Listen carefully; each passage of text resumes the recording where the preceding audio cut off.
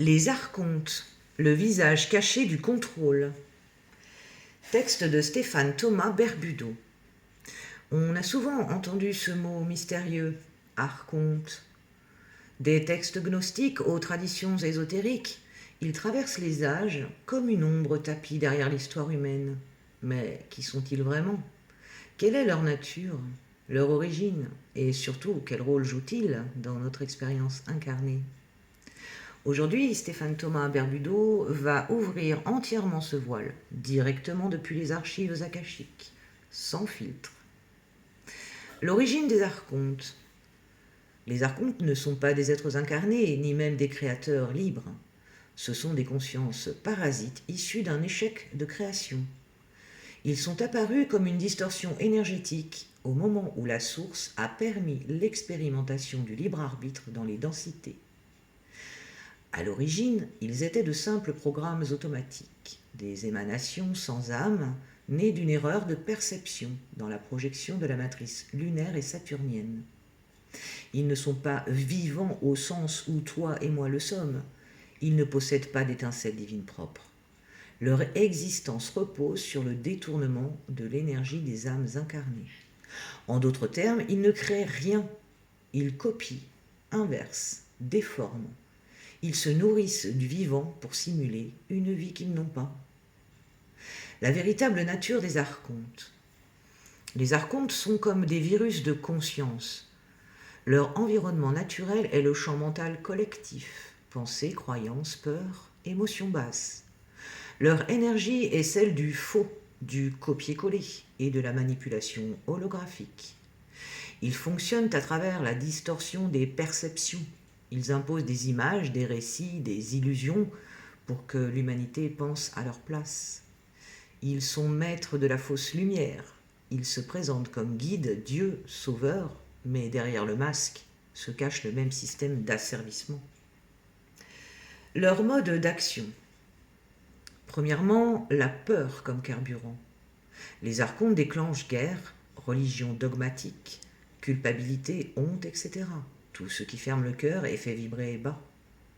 Deuxièmement, la division comme arme.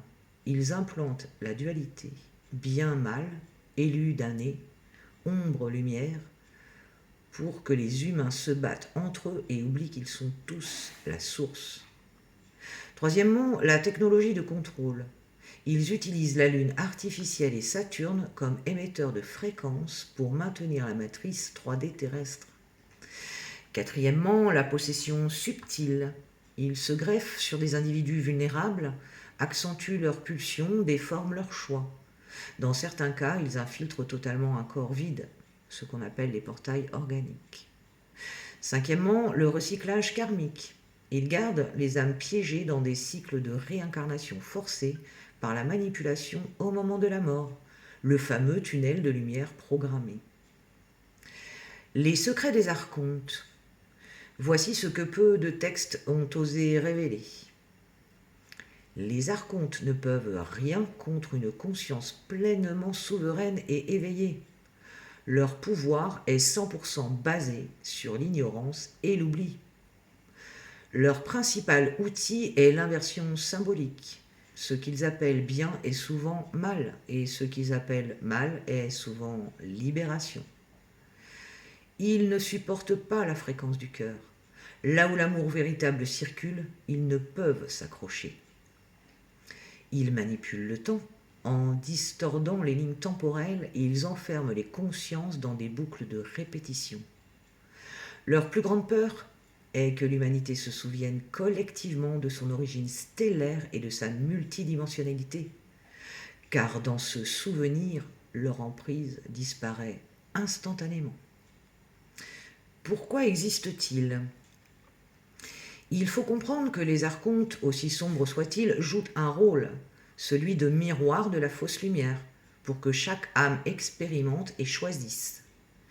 Ils sont le test ultime du discernement. Ils existent parce que nous leur donnons une part de pouvoir. Leur dissolution viendra non pas par la guerre, mais par le retrait de notre consentement à leur illusion. Comment s'en libérer ?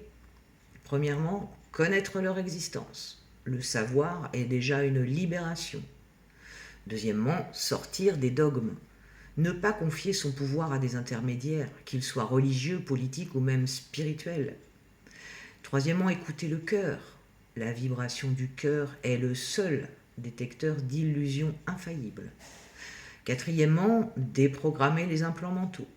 Questionner les croyances héritées, les peurs inculquées, les récits officiels. Cinquièmement, reprendre son rôle de créateur. Affirmer chaque jour que tu es l'auteur de ton expérience et non une victime d'un système. La clé ultime. Les archontes ne sont pas invincibles, ils ne sont qu'un logiciel parasite. Lorsque l'humanité se souvient, lorsque chacun rallume en lui la certitude, je suis la source incarnée, souveraine et libre, alors le programme se désactive. Le plus grand secret des archontes est qu'ils n'existent que quand tu y crois. Dès que tu te tiens dans ta vibration originelle, ils s'évanouissent comme une ombre chassée par le soleil. Voilà la vérité nue. Les archontes ne sont pas des dieux ni des puissances indestructibles. Ce sont des parasites mentaux qui se nourrissent de l'oubli. Et toi, en retrouvant ta mémoire originelle, tu deviens leur antidote. Suite à ce texte, un commentaire a été fait par Michel Canon que beaucoup d'entre vous doivent connaître. Je vais vous lire ce commentaire ainsi que la réponse de Stéphane Thomas Berbudo. Donc Michel Canon, je cite: « Les archontes n'existent pas ailleurs que dans le mental qui les invente. C'est un récit anxiogène qui enferme dans l'illusion d'un ennemi extérieur. Dans la vérité, il n'y a que la source et son mouvement d'amour. Tout le reste s'évanouit dès que le cœur s'ouvre. » Réponse de Stéphane Thomas Berbudo. Michel Canon, ta remarque est très juste et tu touches là le paradoxe des archontes. Il y a deux niveaux de lecture. Premièrement, au niveau relatif, le plan de l'incarnation, les archontes se manifestent comme des parasites mentaux, des formes d'illusions collectives qui manipulent les perceptions. Il existe dans la mesure où on leur donne de l'attention, de la croyance, de l'énergie. Ils apparaissent réels parce que la conscience humaine peut être captée par leur programme. Deuxièmement, au niveau absolu, le plan de la source, tu as totalement raison. Dans la vérité ultime, il n'y a que la source. Les archontes n'ont pas d'existence indépendante. Ce ne sont que des ombres projetées par l'esprit qui a oublié sa lumière. Dès que l'on revient dans le cœur, dans la conscience unifiée, ils se dissolvent comme un mirage. On peut donc dire ceci: pour l'âme incarnée, les archontes sont une expérience à traverser. Pour l'être absolu, ils ne sont qu'un rêve qui disparaît au réveil. Ta vision recentre parfaitement la clé. Le seul combat contre les archontes n'est pas dans la lutte, mais dans l'ouverture du cœur. Là où l'amour circule, ils n'ont aucun appui.